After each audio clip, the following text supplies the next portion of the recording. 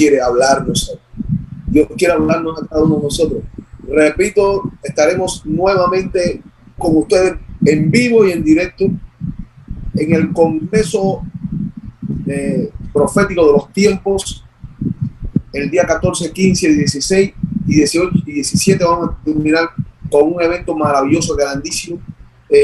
Esta semana vamos a tener una reunión con dos pastores, con un pastor inglés que tiene una iglesia muy grande, que va a estar apoyándonos en Inglaterra.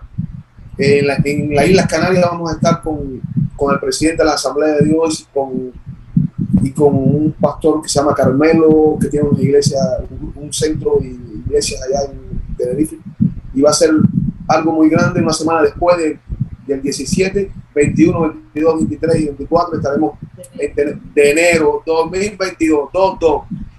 Vamos a estar con ese congreso profético de estos tiempos, en vivo y en directo. Yo quiero hablar después, más adelante, con el apóstol Juan Carlos. Quiero hacer algo en Chile con él para el año que viene, después de enero. Algo grande también que tenga que ver con esto profético. Y no sé a dónde Dios quiere dispararnos, o Dios quiere llevarnos a hacer algo. Me encanta Chile. Hicimos algo hace muchos años en Chile y fue maravilloso. Y sé que Dios tiene planes con Chile también, Sudamérica, los confines de la tierra, para la gloria del Señor. Y aquí entre nosotros está el doctor Oscar, que nos va a traer la palabra desde Dallas.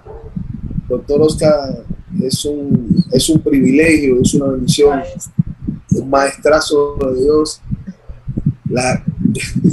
Estamos estudiando el doctorado con la universidad que él preside y la verdad que es un privilegio. Yo conozco al doctor Oscar, he estado en Dallas y hemos compartido. Su esposa Albita es maravillosa, esa gente linda. Hace muchos años vinieron de Guatemala y están ahí en esa ciudad tan grande como Dallas, sirviéndole al Señor.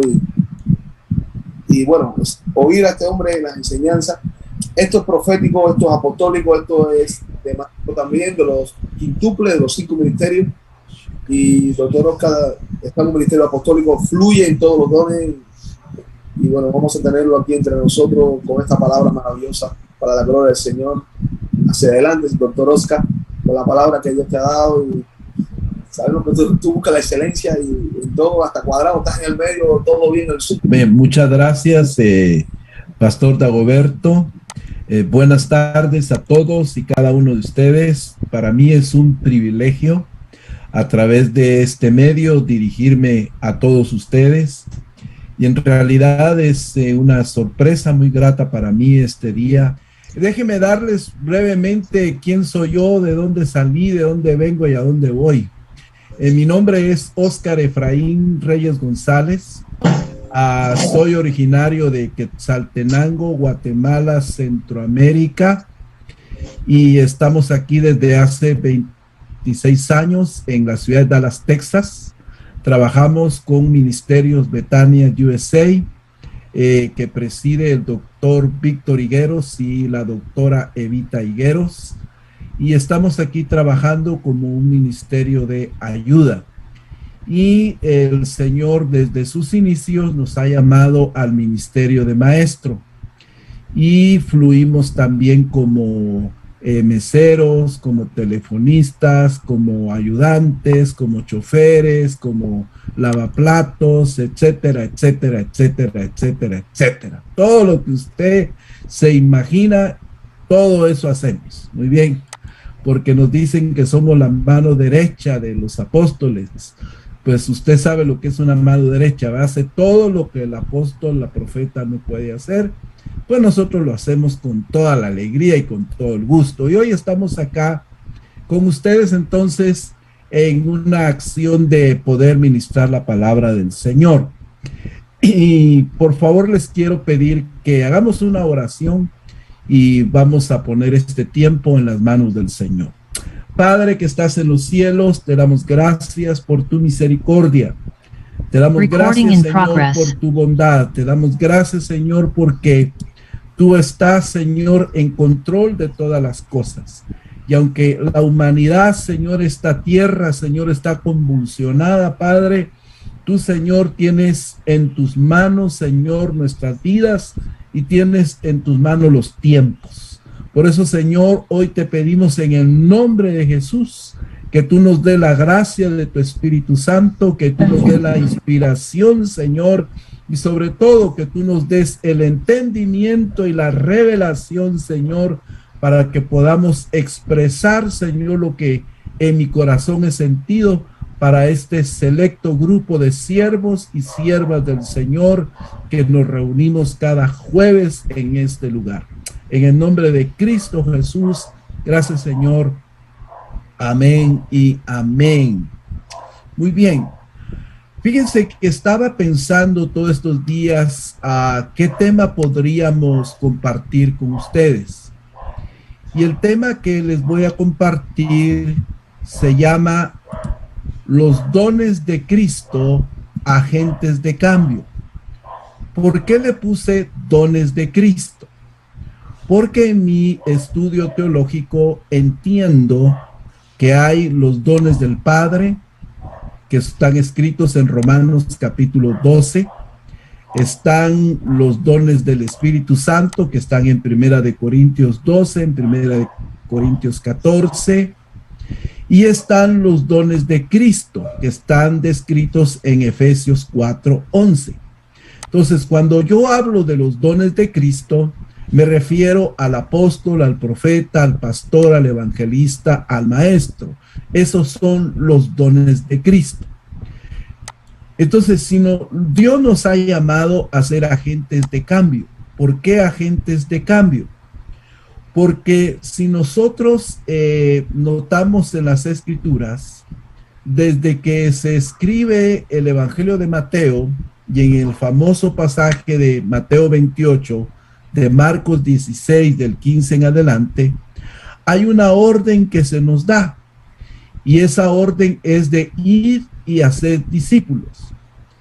Yo creo que todo ministro, todo don de Cristo de Efesios 4:11 está llamado, como lo dice el verso 11, a edificar, está llamado a fundamentar a la iglesia. Pero yo creo que lo debemos de hacer bajo la perspectiva de discipular a la iglesia del Señor. Porque existen dos clases de creyentes. Existen aquellos creyentes que solamente son miembros de una iglesia, de una congregación. Y existen los otros que están comprometidos, esos son los discípulos. Y a todos los tenemos que amar, pero aún Jesús amó a más a los que estaban cerca de él. Porque si ustedes saben, si han leído los evangelios, todos nos daremos cuenta que Cristo tenía tres que tuvieron con él las experiencias más profundas, que son tres discípulos, Pedro, Juan y Mateo, que son los que tuvieron siempre a la par de Cristo, y luego estaban el resto de los discípulos. Sin embargo, yo creo que para ser agentes de cambio necesitamos ver algunos ingredientes, le vamos a decir ingredientes, que nos pudieran servir para que realmente pudiéramos cambiar. Pero ¿qué vamos a cambiar? Era la otra pregunta que me hacía yo. ¿Qué es lo que tenemos que cambiar? ¿Qué es lo que, si yo fuera un pastor, qué cambiaría de mi gente? ¿Qué cambiaría de los miembros que están en mi iglesia? ¿Qué cambiaría en ellos? Bueno, yo creo que en mi perspectiva, lo que cambiaría sería su mentalidad. Y un ejemplo nos lo da José en el libro de Génesis. Acuérdense que José fue vendido como esclavo, mas sin embargo José nunca se sintió esclavo. Él tuvo siempre la mentalidad que era hijo. Él tuvo siempre una identidad con su padre porque él añoraba a su padre. Por eso es que él fue a la cárcel y fue próspero. Fue a encargado de la casa de Potifar y fue próspero. Donde quiera que José iba, él era prosperado. ¿Por qué? Porque su mentalidad no estaba en lo que él veía, sino su mentalidad estaba en lo que él sentía. Por eso es que el primer elemento que creo que podemos considerar para ser estos agentes de cambio es un empoderamiento. Ahora, pero definamos lo que queremos decir con empoderamiento. El empoderamiento se da como una facultad o como una, vamos a decir, una plataforma sobre la cual se coloca a una persona para que esa persona vaya y haga un trabajo y haga una comisión. ¿Qué ejemplo podemos poner bíblico? Porque yo sé que a ustedes les gusta que les hablemos con la Biblia. Ya alguno me estará preguntando, ¿y eso dónde está en la Biblia? Bueno, no se preocupe, aquí tenemos fundamento. Génesis 24, del versículo 1 al 10, nos cuenta la historia o el pasaje o la porción, como usted quiera llamarle, donde Abraham llama a su criado. Y a ese criado dice que Abraham le hace prometer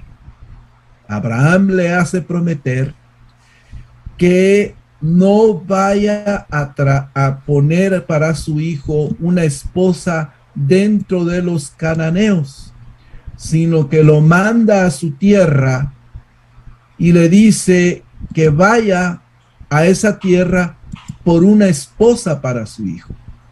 Pero hay un elemento principal que el pasaje menciona, y es que dice que él le pone la mano en el muslo, dice la versión 60. Él le pone la mano en el muslo. Entonces, y ahí Abraham, sobre su mano en el muslo, le hace jurar a su criado de que aunque él muera, porque la jornada no iba a ser pronta y iba a llevar tiempo, él le traería a su hijo una mujer de la misma, de su tribu, de su mismo clan.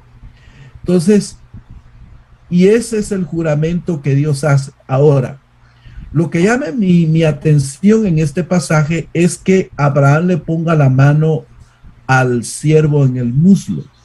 Eso es identidad. Eso es identificación. Porque no podemos empoderar a los discípulos si no tenemos una identificación clara de lo que en que ellos necesitan ser empoderados. Porque bien dice el dicho que cada cabeza es un mundo, cada persona piensa diferente.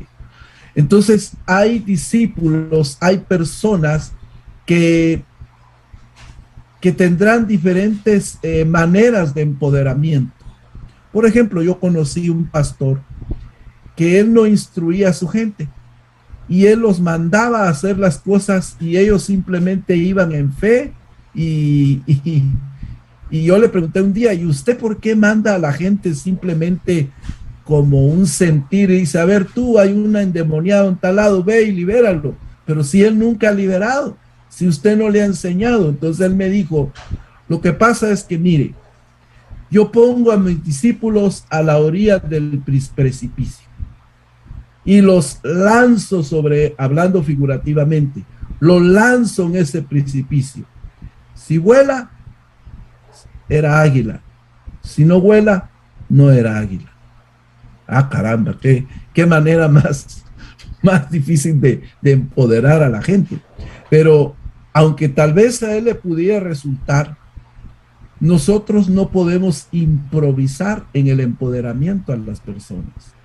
Tenemos que establecer planes, tenemos que establecer proyectos, tenemos que establecer órdenes, tenemos que establecer estudio, tenemos que establecer ciertos parámetros que nos van a ayudar a detectar en qué cada persona necesita ser empoderada para que realmente pueda haber un cambio en ella.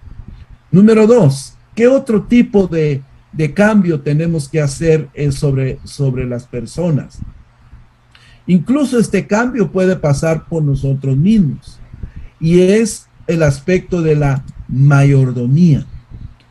Y quiero centrarme, no voy a entrar en los detalles de lo que es mayordomía porque asumo que todos sabemos aquí a qué nos referimos sobre mayordomía.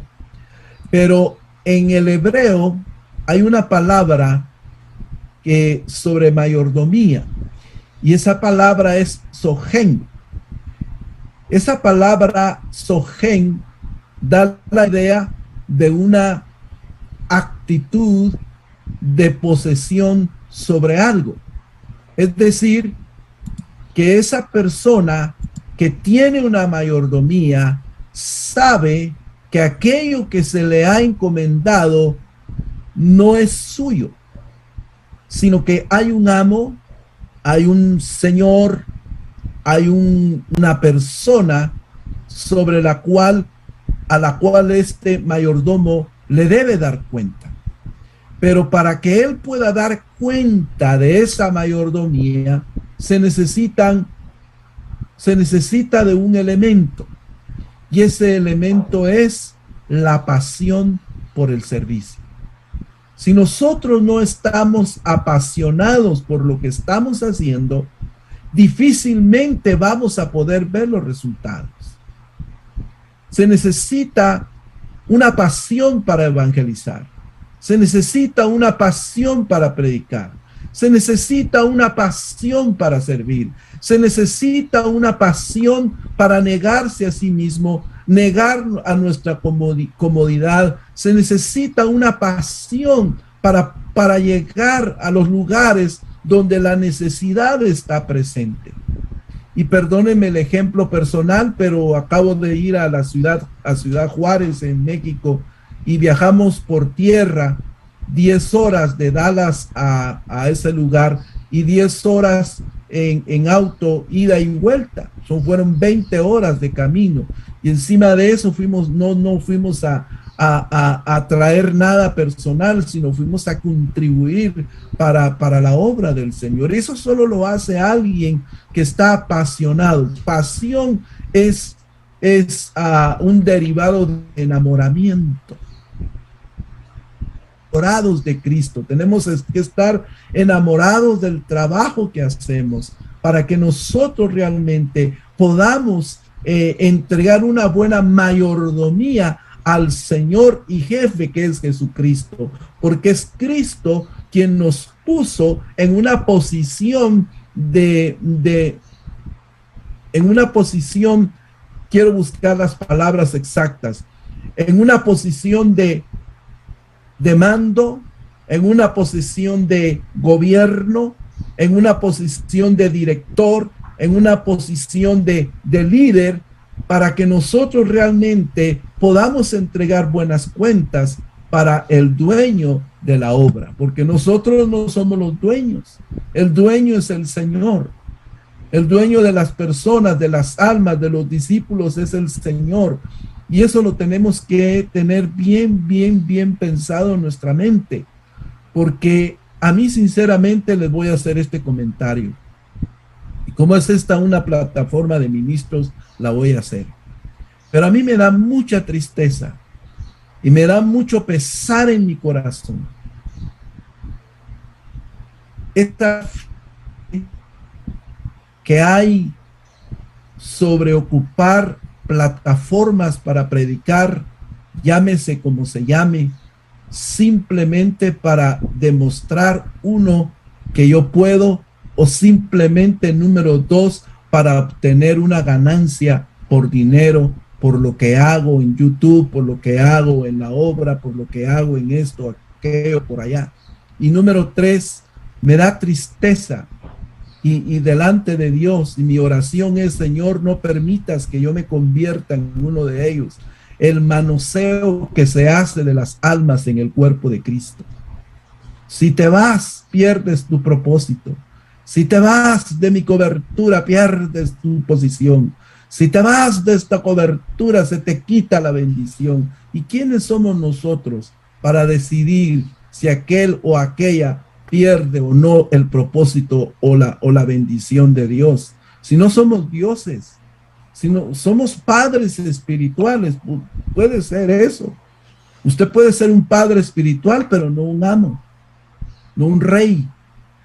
Aunque es un rey sacerdote, pero no rey desde el punto de vista monárquico, como que usted tuviera súbditos debajo de usted y si me nota enojado, sí estoy enojado, aunque a mí me molesta eso, a mí me molesta esa actitud de los pastores, de los apóstoles, los profetas, los evangelistas, los maestros, porque eso se permite que el evangelio se prostituya, perdóneme el término, pero hace unos días estábamos haciendo una incursión de oración en la ciudad de Washington, en la capital. Y la oración que el Señor me trajo a mi mente fue: Señor, perdónanos, porque le estamos dando a tu pueblo un pan podrido. Tú ya estás cansado de esos mensajes podridos, de esos mensajes que no bajan de lo alto, sino de esos mensajes que simplemente los oímos en el YouTube, los oímos en el Facebook, los oímos en cualquier lado, los copiamos y luego nos paramos a decirlo. No los analizamos, no los escudriñamos, no vemos si eso es lo que realmente Dios quiere hablarle a su pueblo. Aleluya. Yo sé que eso no da gloria a Dios, pero no me interesa a mí quedar bien con usted. A mí me interesa traerlo a la reflexión. La profecía más conocida de Joel es la de Joel 2:29, derramaré de mi espíritu, pero nos olvidamos que hay una expresión profética de Joel en el capítulo 1 y versículo 10, y que usted quiere leer la Biblia porque tengo que tener base bíblica para usted, pero Joel 1:10 dice: los campos están arruinados, la tierra quedó desnuda, el grano está destruido, las uvas se secaron y se acabó el aceite de oliva. ¿Qué significa eso? Joel estaba preocupado, uno, por la palabra, y Joel estaba preocupado, dos, por el aceite, porque son dos elementos que necesitamos en esta mayordomía de la pasión por servir para realmente ubicarnos como fieles administradores de los misterios de Dios. Como dice Pablo, ténganos los hombres como fieles mayordomos, fieles administradores de los misterios de Dios.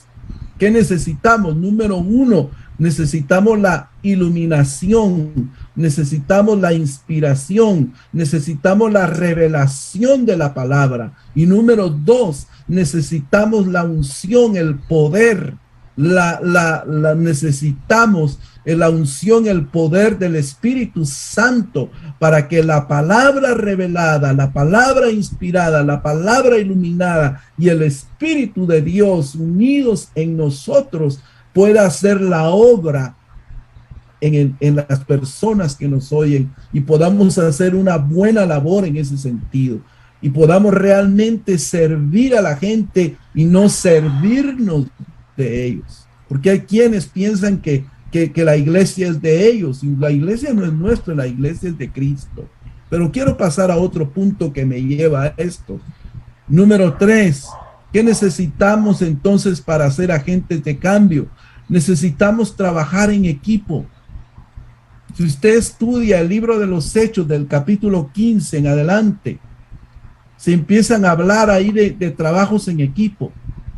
Se empiezan a hablar de Pedro y Juan que descendieron a ciudades. Se empieza a hablar en los capítulos anteriores de Bernabé y Pablo, porque iban en compañías, hacían un trabajo en equipo. Felipe va a Samaria, evangeliza Samaria, pero él no tenía fundamento, entonces manda a traer a los apóstoles para que ellos vengan a poner el fundamento, pero en ningún momento nadie dice: yo no voy porque esa obra yo no la abrí, o esa obra a mí no me pertenece, o esa área. No, todo es el reino, todo es la palabra del Señor.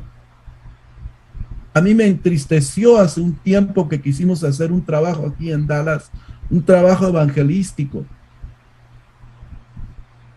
Y algunos ministros dijeron, va a ir fulano de tal, sí, entonces voy. Y el otro decía, va a ir menganito de tal, sí, entonces yo no voy. ¿Cuál es eso si la obra no es nuestra? Tenemos que hacer un trabajo en equipo. Ahora, y no estoy enojado, no se preocupe. Con usted no estoy enojado con el diablo. Pero mire, trabajo en equipo ¿para qué? Número uno, para tener un propósito claro. ¿Cuál es el propósito claro? La misión. ¿Cuál es nuestra misión? Ir y hacer discípulos. Esa es nuestra misión. Número dos, para tener una meta a largo plazo. Esa es la visión. ¿Cuál es la visión de Dios para el cuerpo de Cristo? ¿Cuál es la visión de Dios para el mundo?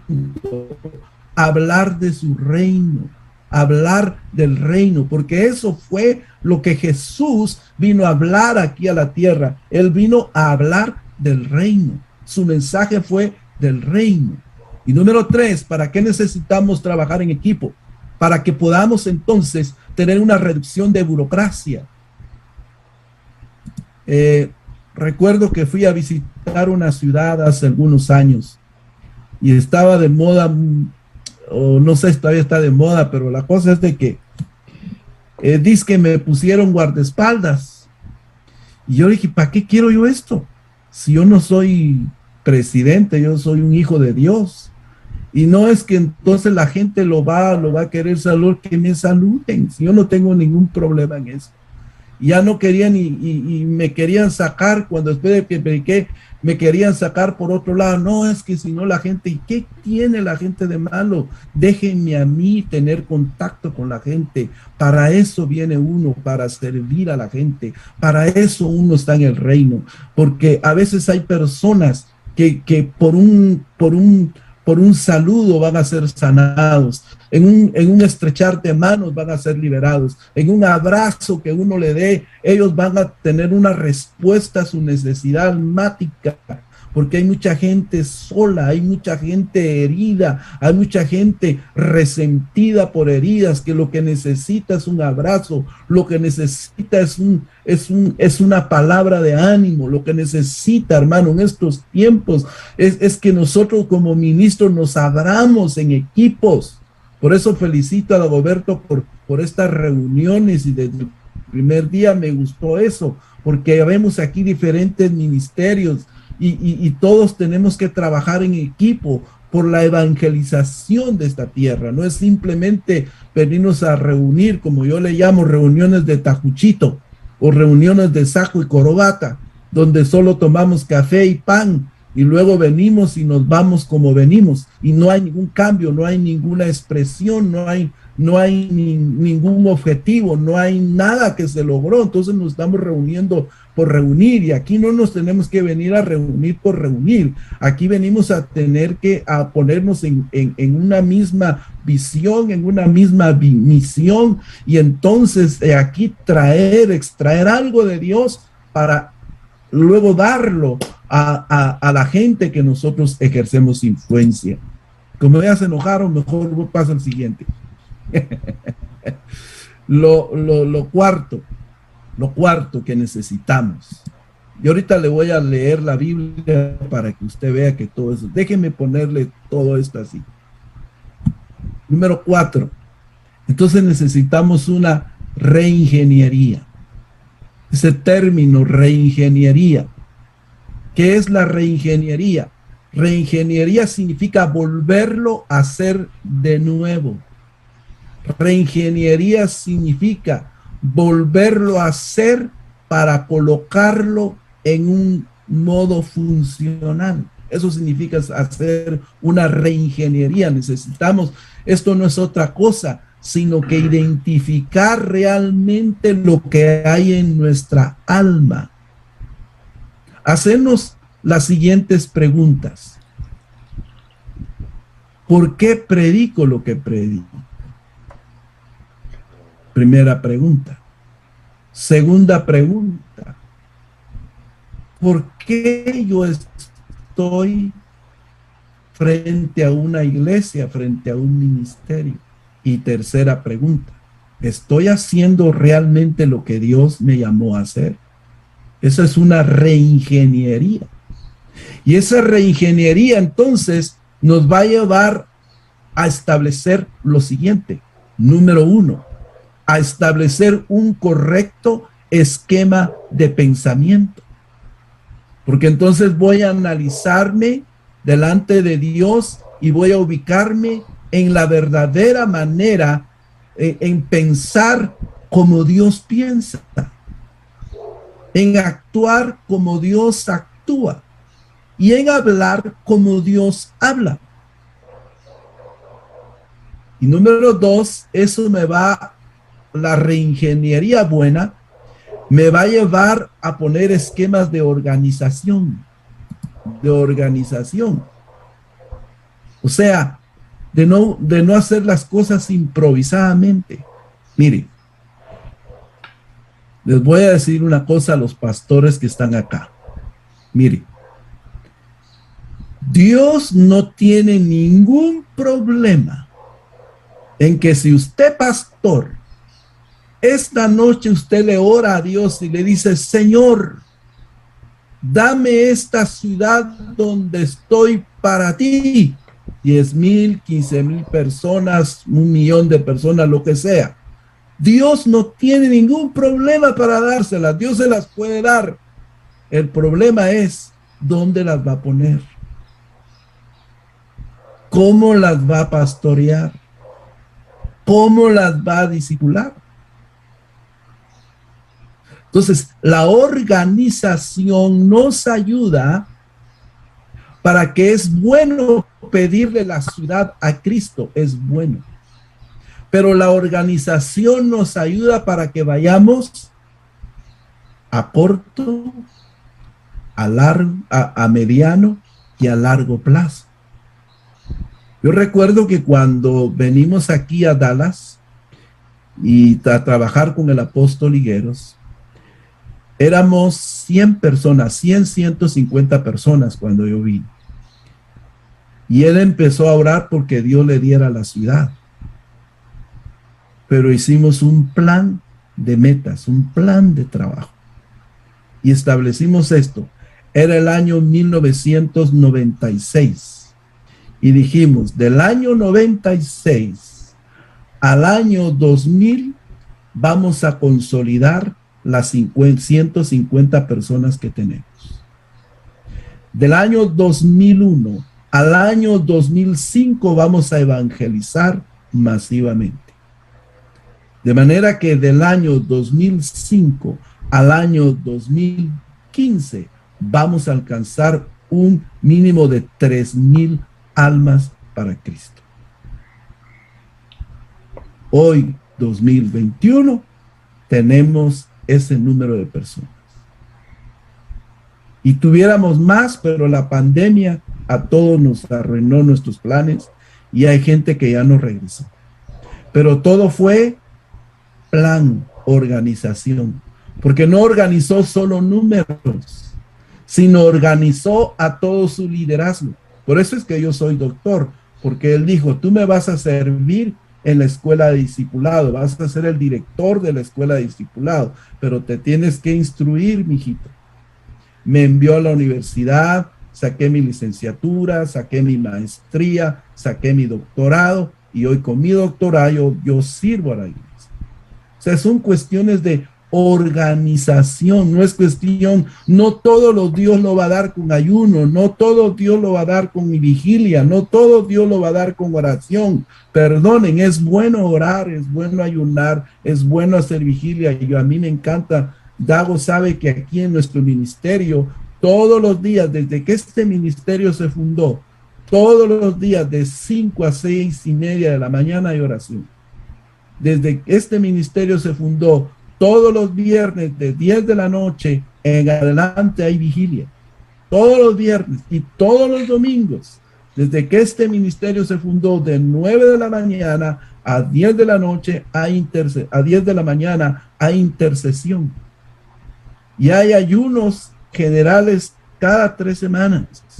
O sea, nosotros oramos, nosotros vigilamos, nosotros ayunamos, pero también falta el brazo del orden, falta el brazo ese para que realmente podamos ver el crecimiento y no simplemente hacer las cosas a lo ahí se va, hacer las cosas o a ver qué sale o a ver qué me da el Señor, como aquellos que uno les pregunta, ¿y usted qué quiere hacer? ¿Qué quiere usted? ¿Con quién quiere usted casarse? Y la señorita, ahí con lo que el Señor me dé. Entonces va a casar con una culebra, entonces va a casar con un feo, con un pobre, porque como ahí lo que el Señor le dé, eso es lo que el Señor le va a dar. Luego no llore, luego no chille, y que va a venir llorar, Señor, yo te pedí un marido ungido. No, tú me dijiste lo que sea tu voluntad, Señor, pues eso te mandé. Al que me sobraba, pues eso te mandé. No sé si me estoy dando a entender esta tarde, pero espero que sí. Número 3, ¿por qué tenemos que tener trabajo en equipo? Porque eso nos va a permitir tener una relación y una supervisión entre nosotros mismos. Ese es trabajo de equipo. Tal vez usted ya lo oyó en otro lugar, pero se lo voy a volver a repetir en esta hora, en esta tarde, en este tiempo. Ya agarré aviada, así que ahora me aguanta. ¿Sabe qué? No existen ministros independientes. Porque ninguno de nosotros está en esta tierra sin haber nacido de una mujer. Lo mismo son el apóstol, el profeta, el pastor, el evangelista, el maestro. No puede estar ministrando si no viene de un vientre paterno, si no tiene una autoridad sobre él, si no tiene un gobierno sobre él. No existen los ministros solos. Usted no debe ser una isla en medio de un mundo muy necesitado. Usted debe ser parte de un equipo ministerial. Usted debe tener una casa ministerial. Y digo casa ministerial, ¿por qué? Porque no forzosamente su guía, su mentor, su autoridad debe ser un apóstol, un profeta, porque esa es otra cosa que me tiene molesto en el reino del Señor, que apuro tuvo, todos quieren ser apóstoles, a como dé lugar, todos quieren ser profetas, porque pareciera como que estos ministros son los más famosos, pero no, todos tienen el mismo nivel, todos tienen el mismo valor, todos tienen la misma responsabilidad, por favor. Nombre de Jesús. Y ya lo voy a dejar. Y número 4, ¿por qué necesitamos trabajar en equipo? Ya termino con esto. Para optimizar los recursos del reino, para ayudarnos los unos a los otros. Porque aquello en que yo no soy fuerte, este otro lo puede tener. Pero ambos compartimos. Esto es como el matrimonio, pues. Donde la esposa es débil, el esposo debe ser fuerte y viceversa. Donde el esposo es débil, la esposa debe ser fuerte para ayudarse mutuamente, para llegar a ser una sola carne. Salmo 133, porque ahí envía Jehová bendición. ¿Dónde envía Jehová bendición? Donde hay unidad. ¿Okay? Y le dije que le iba a dar varios versos bíblicos, pero los dejé aquí en el tintero. Pero podemos ver, por ejemplo, yo termino aquí ya, en Mateo, en Lucas capítulo 19, usted sabe la historia. Lucas 19 nos habla de la historia de Zaqueo y de Cristo. ¿Y qué tenía Zaqueo? Zaqueo dice que quería ver a Jesús. Él ansiaba ver a Jesús. Pero ¿qué le impedía a Zaqueo ver a Jesús? Muchos dicen su estatura. No era su estatura.